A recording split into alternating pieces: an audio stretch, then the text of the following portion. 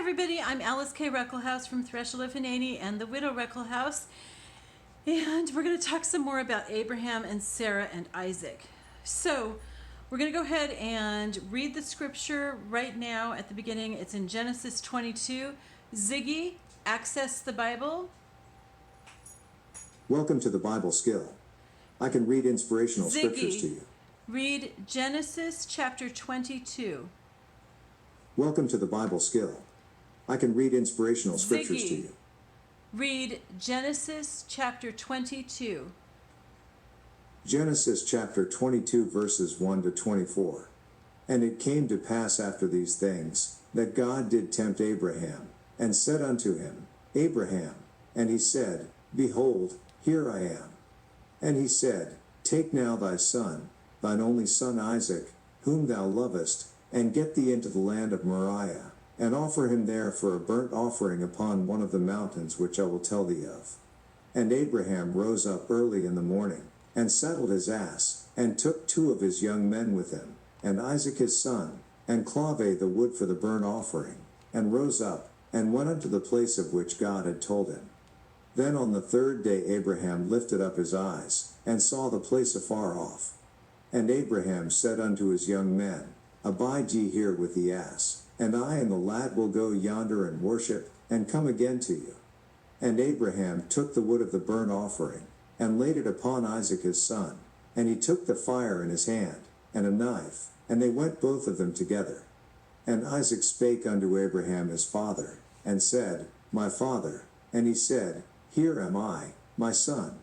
And he said, Behold the fire and the wood, but where is the lamb for a burnt offering? And Abraham said, My son, God will provide himself a lamb for a burnt offering. So they went both of them together. And they came to the place which God had told him of, and Abraham built an altar there, and laid the wood in order, and bound Isaac his son, and laid him on the altar upon the wood. And Abraham stretched forth his hand, and took the knife to slay his son. And the angel of the Lord called unto him out of heaven, and said, Abraham, Abraham. And he said, Here am I. And he said, Lay not thine hand upon the lad, neither do thou anything unto him. For now I know that thou fearest God, seeing thou hast not withheld thy son, thine only son, from me. And Abraham lifted up his eyes, and looked, and behold, behind him a ram caught in a thicket by his horns. And Abraham went and took the ram, and offered him up for a burnt offering in the stead of his son. And Abraham called the name of that place Jehovah-Yireh, as it is said to this day, In the mount of the Lord it shall be seen. And the angel of the Lord called unto Abraham out of heaven the 2nd time, and said, By myself have I sworn, saith the Lord, for because thou hast done this thing, and hast not withheld thy son, thine only son, that in blessing I will bless thee, and in multiplying I will multiply thy seed as the stars of the heaven, and as the sand which is upon the sea shore. And thy seed shall possess the gate of his enemies, and in thy seed shall all the nations of the earth be blessed, because thou hast obeyed my voice. So Abraham returned unto his young men, and they rose up and went together to Beersheba, and Abraham dwelt at Beersheba. And it came to pass after these things, that it was told Abraham, saying, Behold, Milcah, she hath also borne children unto thy brother Nahor, Huz his firstborn, and Buz his brother, and Kemuel the father of Aram, and Chest, and Hazel, and Pildash, and Jedloth, and Betuel. And Betuel begat Rebekah. These 8 Milcah did bear to Nahor, Abraham's brother. And his concubine, whose name was Rumah, she bare also Tebah, and Gaam, and Thahash, and Makkah. Okay, so I went ahead and let it read to the end because Rebekah is kind of important in this story too. But the main story I want to focus on right now is that whole thing. Oh my word, you guys, if you've never heard that story before, did it blow your mind that God told Abraham to sacrifice Isaac? What the heck, right? So here he's, waited all this time for this son that God promised him. And then God tells him to go and kill him, to sacrifice him. So, God was testing him to see how obedient he would be. And he did, change that.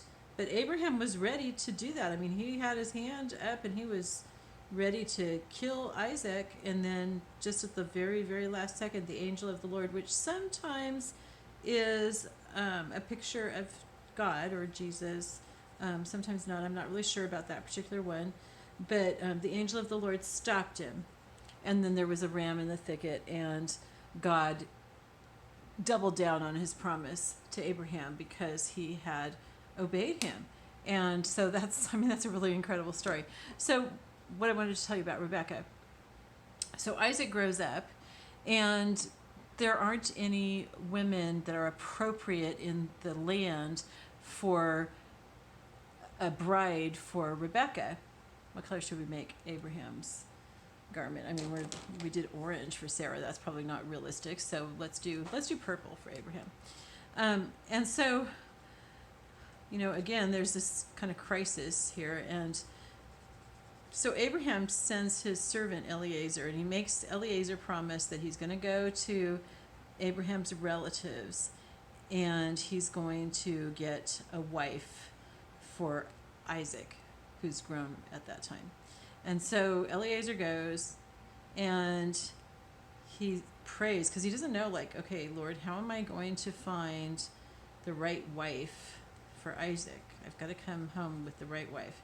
And so he prays, and he says, okay, whatever woman offers to water all my camels, or maybe he had one, I don't remember. Anyway, to water my camel, that's the one. And so Rebekah came along, and she was beautiful and everything. And so Eliezer, I can't remember if he asked her to water or just asked something. Anyway, she offered to water his camels, and so then he got out the rings and everything and told her, and he went to see her family, and they agreed. They said that she needed to stay with them for a few days. He couldn't take her right back. They wanted to be able to say goodbye and everything. And then they went, and Rebekah and Isaac got married. And let me find some blue here. And then they have 2 children. And those 2 children are very, very important, and they're not even in this book. But it's Esau and Jacob. They're twins. And Esau comes out first, so he's the oldest, but Jacob comes out holding on to Esau's heel. And at one point, when they're older, Esau comes home from hunting. Jacob likes to hang around in the house with his mom, and Esau is the, man's man. He goes out hunting and everything. And he comes back, and he's just really, really hungry. And Jacob's making this pot of lentils, and Esau says, I'll trade you my birthright, because he's the oldest. I'll trade you my birthright for that pot of lentils. And Esau's Jacob's kind of like, are you crazy? And Esau says, well, what good is my birthright if I'm going to die of starvation? Then later on, Isaac is about to die. He's elderly, and he knows he's going to die soon. And so he sends Esau out to go hunting and to come back and fix him his favorite stew, and then he's going to bless him. He tells Esau that he's going to bless him.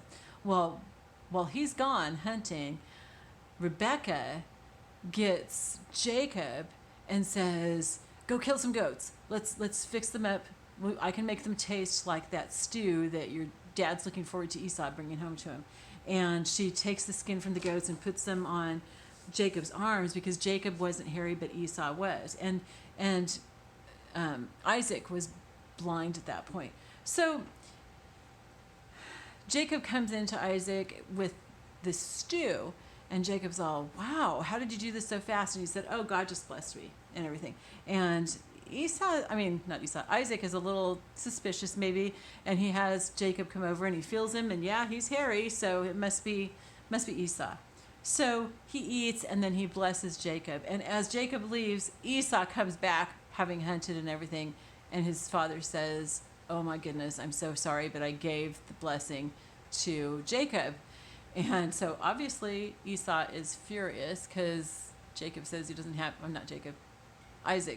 doesn't have any blessing left. You can remember the patriarchs like this: Abraham, Isaac, Jacob, and Joseph. So Abe, Ike, Jake, and Joe. Abe, Ike, Jake, and Joe. Abraham, Isaac, Jacob, and Joseph.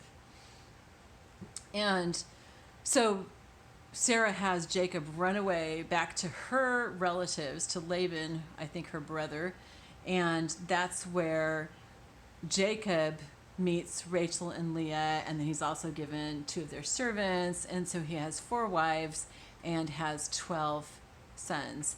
And as he comes back to the land of Canaan, where his family lives, and this is after many, many years, he's told that Esau is coming, and he's not sure that if he's going to kill him or not.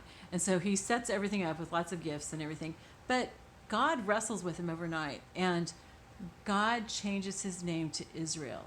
So that's where we get the name of the people, Israel, is Jacob, after his name was changed to Israel. So all of Jacob's sons, his 12 sons, are the heads of the 12 tribes of Israel. So if you've heard of the 12 tribes of Israel, that's what that is. Okay, so then our next story, we're going to be talking about Joseph, who is the second to the youngest of those 12 sons. All right, but I love you all, and I will talk to you next time. Bye-bye.